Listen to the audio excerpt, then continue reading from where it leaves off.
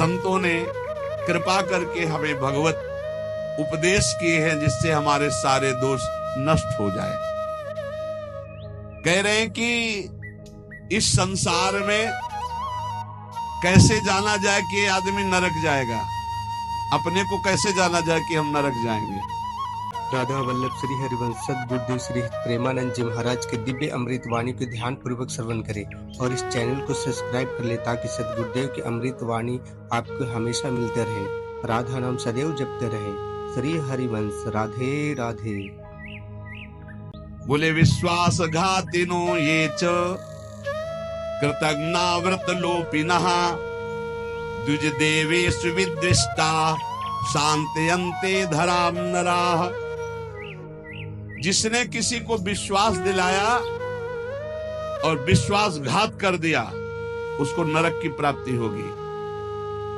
विश्वासघाती महापापी माना जाता है। कभी विश्वासघात न करे।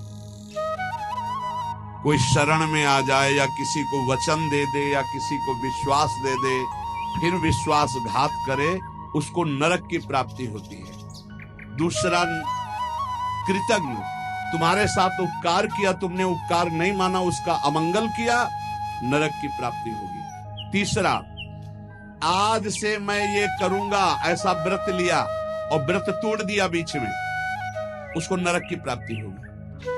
ये खिलवाड़ नहीं है कि मैं ये व्रत लूंगा, ये ऐसा करूंगा, मैं ऐसा धाम जाऊंगा, ये इतने लोगों को भोजन कराऊंगा। ये कई लोग ऐसे होते हैं जो बड़ी बड़ी बातें कह देते हैं, उनको पता नहीं कि ये खिलवाड़ नहीं है।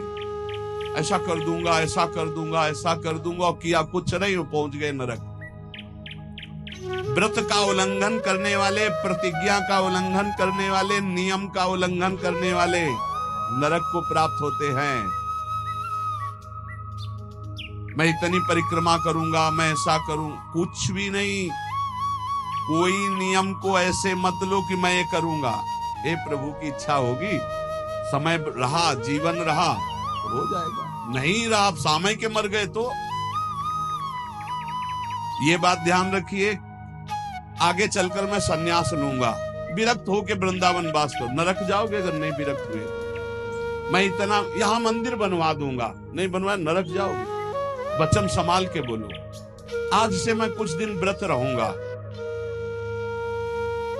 बकवास करना बंद कर दे तो जीवन उन्नति में हो जाता है। शाम का भोजन नहीं करूंगा, एकांत भजन करूंगा। नहीं, भोजन मत करना, लेकिन सेवा करो, भजन करो। समझे? वाणी को ऐसे बिखेरते चले जाते हैं। व्रत का उल्लंघन करने वाला नारकी गति को प्राप्त होता है। संतों से द्वेष करने वाला, गुरु से द्वेष करने वाला, ये नरक को प्राप्त होते हैं। और ध्यान से सुनो, जो माता पिता को दंडित करता है, गाली देता है, अपमान करता है, उसे सीधे नरक की प्राप्ति होती है। बिल्कुल पक्का समझ लो। माता पिता भगवान का स्वरूप है। मातृदेवो भव, पितृदेवो भव।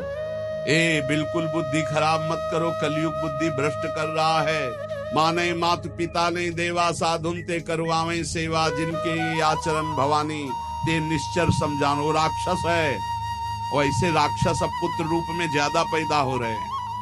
एक देखा मुंह कि माता को बाल पकड़ के घसीट रहा है, लात से पेट में प्रहार कर रहा है, पिता को थप्पड़ और सीधे छाती पे लात। वाह! इस पुत्र के जानते हो क्या गति होगी? सीधे रो नरक। फिर वहां जो दंड मिलता है, वहां मरना तो है नहीं प्यारे। ना बेहोश हो सकते हो, ना मर सकते हो। होश में रहकर दंड भोगना है। नरक की ये खासियत है। 100 बार काटे जाओगे, 100 बार जिंदा रहोगे। उसे यातना दे कहते हैं। होश में ये मत मानना कि नरक वरक नहीं है। जैसे लोग कहते हैं, अरे कौन नरक सरक, बोल लो बोल लो। जब फंसते हो ना, बोले यही सब मिलता है, यही नहीं मिलता है। जब चोरी करोगे तो पहले घर से लेके थाने तक डंडा चलेगा, फिर थाने में स्पेशल पिटाई होगी, फिर कपड़े वपड़े संभाल के तुम्हारे हथकड़ी लगा के जज के सामने, फिर वहां तुम्हारी चोरी का न्याय होगा। ये ब्याज में मिला है। ये ब्याज में घर से लेकर पकड़ने तक और थाने तक जो पिटाई हुई, ये ब्याज है। मूल तो न्यायाधीश करेगा कि 20 साल की सजा या अमुक से इतना इतना दंड। ऐसे ही कर लो मनमानी पाप। यहाँ जो ठोकर और रोग हैं ये तो ब्याज है, मूल तो नरक में भोगना पड़ेगा। जो माता पिता का त्याग कर देता है उसे नरक की प्राप्ति होती है। जो माता पिता को दंड देता है, जो माता पिता को गाली देता है, और जो अपनी पाणी ग्रहण की हुई स्त्री को, निर्दोष स्त्री को नाना प्रकार के दोषारोपण करके दंड देता रहता है, कलह मचाता रहता है, ऐसे पुरुष को नरक की प्राप्ति।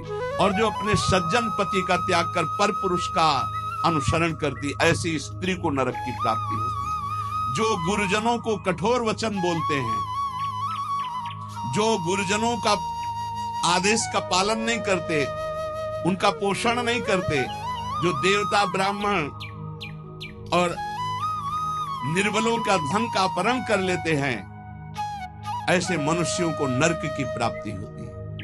जो मदिरा पान करते हैं, सुन लीजिए, ये चे मध्य रता पापा द्वित कर्म रतास्तथा। हमारा शास्त्र कहता है भारतवासी हो, विदेशी नहीं हो तुम, इस भूमि में जन्मे हो, यदि मदिरा पियोगे तो नरक का रास्ता पक्का कर रहे हो। बोले इसमें तो कोई हिंसा नहीं, लेकिन शास्त्र निषेध है। ये च मध्य रता पापा द्वित कर्म रतास्तथा। जो जुआ खेलते हैं मदिरा पीते हैं, और जो साधु वेश रख के पाखंड करते हैं, इनको सीधे नरक की प्राप्ति होती है। यहाँ जो वर्णन हो रहा है वो बीच में विश्राम नहीं, सीधे नरक, बिना रोक टोक के। जो माता पिता को दंड देते हैं, जो निर्बलों का धन अपहरण करते हैं, जो देवताओं का धन अपहरण करते, देव मंदिरों का, जो पापी मदिरा पीता है, जुआ खेलता है, जो पाखंड करता है साधु वेश में, इन सब को नरक की प्राप्ति होती है। ऐसा थोड़ी कि तुम साधु वेश रख लिए तो तुम चक्रवर्ती हो, जो चाहो सो कर सको, नहीं। देखो, अगर साधु वेश धरकर गलती हो जाए तो भगवान क्षमा करते, चूक। लेकिन पाखंड का मतलब जानबूझ के वही करते रहना, महापात की, अतिपात की, इन सबको। और जो दूसरे जीव जंतुओं को पका के खाते हैं, जो जीवों को पका के, ये भारत है, भारत धर्मात्माओं का देश है, महात्माओं का देश है, यति और सतियों का देश है। यहाँ एक कबूतर के लिए अपने शरीर को काट के तराजू पे रख दिया, ये वो राजाओं का देश है, वो प्रजा का देश है, जो शरणागतों के लिए जीवन अर्पित कर दे। यहाँ जो जीव जंतुओं को पका के खाते हैं, भैया सुन लो, ये जो मांस मछली अंडा खाने वाले, बोले और तो कुछ हम नहीं खाते, मछली खाते। तो मछली में जीव नहीं? बोले नहीं, पानी की तरोई है। हाँ हाँ, हमसे बोले एक तरोई जो होती है वो जमीन में छेलती है, ये पानी की तरोई है मछली, और पानी की तरोई है वो। बनोगे तुम भी पानी की तरोई, तैयार हो जाओ, फिर तुमको सीधे मिर्ची की तरह तल के कढ़ाई में जिंदा फिर खाएंगे। वो काल स्वरूप भगवान है। अर्जुन को दिखाया कि देखो भीष्म द्रोणाचार्य लौंग इलायची की तरह फंसे हमारी दाढ़ों में, होश में रहो, शास्त्र आज्ञा है।